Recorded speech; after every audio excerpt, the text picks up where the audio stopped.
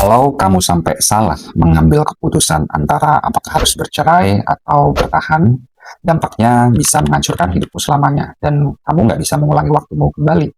Di video ini, saya tidak bermaksud untuk mengarahkanmu bercerai atau menyuruhmu bertahan, tapi saya akan bantu kamu agar tidak mengambil keputusan yang salah, yang jika salah akan menghadirkan penyesalan di hidupmu.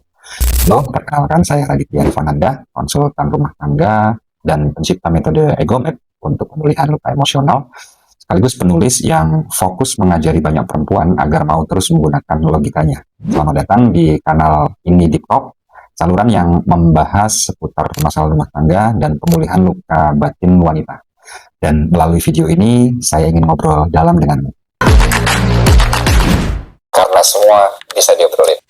Banyak perempuan gagal mengambil keputusan antara apakah harus bercerai atau bertahan itu bukan karena mereka tidak tahu harus memilih apa, tetapi karena mereka tidak memiliki cara berpikir yang jelas. Buatmu yang sedang berada di fase kebingungan untuk memilih antara apakah harus bercerai atau bertahan, saya paham bahwa kamu sudah memikirkan ini berulang kali di saat siang, di saat malam, atau bahkan di saat dirimu sedang selalu berupaya agar terlihat baik-baik saja di depan banyak orang. Meski anehnya, sampai hari ini dirimu belum juga sampai pada titik untuk mengambil keputusan. Kenapa? Penyebabnya adalah karena kamu sedang mau mengambil keputusan besar, tetapi di saat dirimu memiliki emosional yang tidak stabil. Kadang hari ini kamu ingin pergi, kadang besok ingin bertahan. Kadang hari ini kamu kuat, kadang besok lemah. Kadang di saat kamu kuat ingin bertahan, kadang saat kamu lemah kamu ingin pergi meninggalkan. Walau akhirnya kamu nggak kemana-mana juga. Sekarang saya mau kamu memahami ini, bahwa yang membuatmu semakin lelah itu bukan sekadar urusan rumah tanggamu, tetapi juga belum sampainya dirimu pada fase untuk segera mengambil keputusan. Kamu masih berkutat di terus membayangkan harus memilih antara apakah bercerai atau apakah bertahan. Dan inilah yang kemudian membuatmu semakin lelah dan lemah. Di video ini saya akan berikan 6 poin yang bisa bantu kamu untuk segera memutuskan antara apakah harus bercerai atau bertahan, yang jika kamu lewatkan 1 poin saja maka akan membuatmu kembali lagi pada situasi yang sama, yakni berputar-putar di situ saja. So, simak sampai video ini selesai. Poin pertama, tidak perlu mendengarkan orang lain. Hak untuk menentukan pilihan antara apakah harus bercerai atau bertahan itu bukan milik orang lain, bukan milik orang tuamu, bukan milik anakmu, bukan milik tetanggamu, bukan juga milik teman curhatmu, termasuk bukan juga milik para praktisi, di antaranya adalah saya. Hak untuk menentukan keputusan ini benar-benar hanya milikmu. Sebab orang lain hanya pada kapasitas bisa memberikan saran tanpa pernah menanggung akibatnya. Mungkin ada yang bilang bahwa itu mulia, tapi yang bilang itu kan tidak 24 jam memahami perasaanmu, membersamai situasimu. Mungkin ada juga yang bilang ya udah kamu cerai saja, tapi yang mengatakan hal itu kan tidak menanggung hidupmu setelahnya. Jadi mulailah untuk berhenti mencari banyak-banyakan suara yang nantinya menguatkan pembenaran-pembenaran yang muncul di pikiran bawah sadarmu. Pada bagian ini, saya ingin menekankan bahwa alih-alih mendengarkan suara atau pendapat orang lain, lebih baik kamu gunakan logikamu sendiri. Sebagai konsultan rumah tangga, saya sendiri tidak pernah menyarankan secara langsung kepada klien, dalam hal ini adalah perempuan, agar mereka bercerai atau bertahan. Tidak pernah. Separah apapun permasalahan rumah tangga perempuan itu, saya tidak pernah menyuruhnya untuk bercerai. Karena yang paling berhak memutuskan untuk bercerai maupun bertahan adalah dirinya, bukan saya. Bagi saya valid kok, boleh kok seorang perempuan meskipun rumah tangganya, suaminya tidak tampak akan melakukan perubahan menjadi pribadi yang lebih baik, namun perempuan itu memilih untuk tetap bertahan, itu valid, itu boleh. itu sah. Yang penting perempuan tersebut tahu bagaimana caranya bertahan di rumah tangga yang belum menunjukkan adanya perubahan. Dia tahu caranya bertahan yang tidak terkontaminasi oleh emosi negatif suami sehingga dirinya tidak terluka lagi. Begitu pula sebaliknya, sejelas apapun potensi yang saya tangkap di diri suami dari seorang perempuan, yakni potensi bahwa suaminya itu mau dan bisa melakukan perubahan belief system keliru di pikiran bawah sadarnya agar dirinya menjadi pribadi yang lebih baik, saya tidak pernah menyarankan perempuan itu untuk bertahan di saat dirinya sangat ingin bercerai meninggalkan. Bagi saya valid juga kok ketika seorang perempuan memilih untuk bercerai di saat saya dapati bahwa suaminya masih mau dan mampu melakukan perubahan belief system keliru di pikiran bawah sadarnya agar menjadi pribadi yang lebih baik. Yang penting dari sudut pandang saya adalah perempuan itu tahu bagaimana cara agar ketika hari pertama dia memegang akta cerainya, dalam hatinya, dalam hidupnya itu tidak merasakan penyesalan atas apa yang sudah dia pilih. So valid buat perempuan yang ingin bercerai meskipun suaminya masih mau melakukan perubahan dan seterusnya. So setiap kali ada yang bertanya, Mas Adit, saya sebaiknya bercerai atau bertahan? Jawaban saya selalu sama, yakni yang paling berhak memutuskan antara apakah harus bercerai atau bertahan itu adalah dirimu sendiri, bukan saya. Caranya dengan melakukan analisis mendalam di saat mental sedang tenang, di saat sudah lebih cooling down, di saat situasimu sudah stabil, agar bisa melihat dengan jelas segala gambaran dan aspek risiko jika kamu memilih bercerai atau jika ketika kamu akhirnya memilih untuk bertahan. Kamulah yang harus memutuskan sendiri. Kemudian saya malah balik bertanya, apakah mentalmu sudah stabil? Apakah situasimu sudah tenang? Kalau belum tenang, ini saya kasih caranya, karena saya tahu bagaimana membangun ketenangan buat perempuan yang sedang hancur-hancuran. Saya juga balik bertanya, apakah kamu tahu apa yang harus dianalisis mendalam, aspek-aspek apa saja yang harus dilihat agar kamu bisa memperoleh kejelasan seluruh informasi dan faktor-faktor resiko. Kalau kamu tidak tahu, maka ini apa-apa yang harus dianalisis saya berikan panduannya, agar ketika menggunakan panduan tersebut kamu bisa secara otomatis memperoleh satu keputusan yang tepat untuk hidupmu, apakah harus bercerai atau bertahan. Itulah fungsi saya. Jadi bukan saya yang membuat keputusan besar untuk hidupmu, melainkan dirimu sendiri. Nah, baru nanti ketika kamu sudah berhasil memutuskan antara apakah harus bercerai atau bertahan, kamu baru bisa bertanya dengan saya. Misalnya, Mas Radit, saya sudah melakukan analisis mendalam menggunakan panduan yang Mas Radit berikan dan hasilnya adalah bercerai. Dan saya sepakat dan klik dengan hasilnya itu. Lantas gimana caranya Mas Radit agar saya bisa bercerai dengan proses yang lancar, kemudian setelah bercerai saya tidak merasakan penyesalan? Nah, baru saya berikan jawabannya. Demikian juga sebaliknya, Mas Radit, saya sudah melakukan analisis mendalam memakai panduan yang Mas Radit berikan dan hasilnya saya menyepakati diri saya sudah firm bahwa keputusan yang akan saya ambil adalah bertahan. Jadi gimana caranya Mas Radit agar saya bisa bertahan, tapi bertahan yang happy, nggak terluka lagi, nggak terkontaminasi oleh emosi suami, sehingga saya bisa terus tenang? Maka akan saya berikan caranya, karena saya merasa di bagian inilah saya berhak menjawab apa yang kamu tanyakan, bukan pada bagian di mana menjawab pertanyaan harus bercerai atau bertahan. Jadi sekali lagi, kamu dulu sendiri yang memutuskan antara apakah harus bercerai atau bertahan dalam situasi mentalmu yang sudah stabil. Dan andai kamu tidak mengerti apa yang harus dianalisis, nanti akan saya berikan panduan untuk menganalisis seluruh aspek-aspeknya. Setelah kamu memperoleh satu keputusan, baru saya akan bantu langkah-langkahnya guna merealisasikan apa yang kamu sudah putuskan itu. Dan di poin yang kedua, ini sering dilupakan oleh banyak perempuan. Poin kedua, jangan mengambil keputusan di saat emosimu sedang berada di puncak. Kalau sedang marah, kalau sedang sangat sedih, kalau sedang takut, lelah, dan seterusnya, stop. Jangan pernah berpikir terkait untuk mengambil keputusan apakah harus bercerai atau bertahan. Stabilkan dahulu kondisimu, tenangkan dahulu mentalmu. Karena saat emosi sedang naik, justru logikamu sedang drop turun, Banyak perempuan mengambil keputusan di titik terlemah, kemudian mereka menyesal ketika mereka berada di titik sadar. So, apa yang harus dilakukan? Yang harus dilakukan olehmu adalah menstabilkan dahulu emosimu dengan berbagai cara. Mau jalan-jalan, mau menjauh dahulu dari suamimu, dan seterusnya. Karena keputusan yang benar itu selalu lahir dari situasi yang tenang. Dan setelah kamu tenang, kamu akan berbeda untuk melihat poin berikutnya. Poin ketiga, jangan hanya membayangkan, tapi tulis. Banyak perempuan hanya membayangkan dua pilihan itu, yakni bercerai atau bertahan, tanpa pernah memetakannya.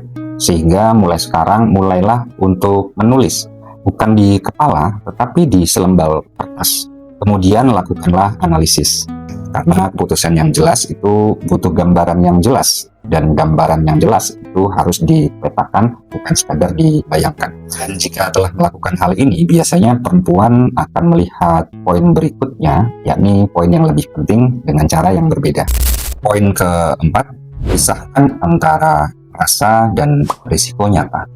Selama ini yang membuatmu buntu untuk memutuskan antara apakah harus bercerai atau bertahan adalah karena kamu tidak memisahkan mana resiko nyata dan mana yang itu merupakan rasa.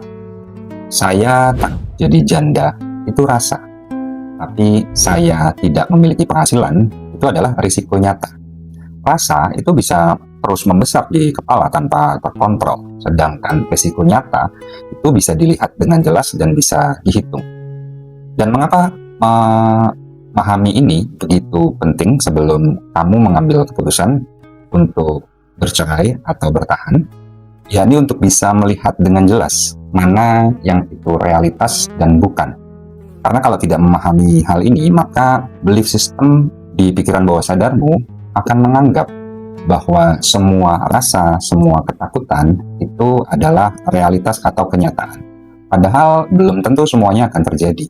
Nah, sekarang mungkin kamu sudah mulai jelas, tapi masih ada 2 jebakan lagi yang harus kamu ketahui. Poin kelima, yakni tentukan batas waktu.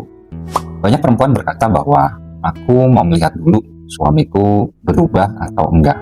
Masalahnya, lihat dulu itu gak ada ujungnya, gak ada batasnya.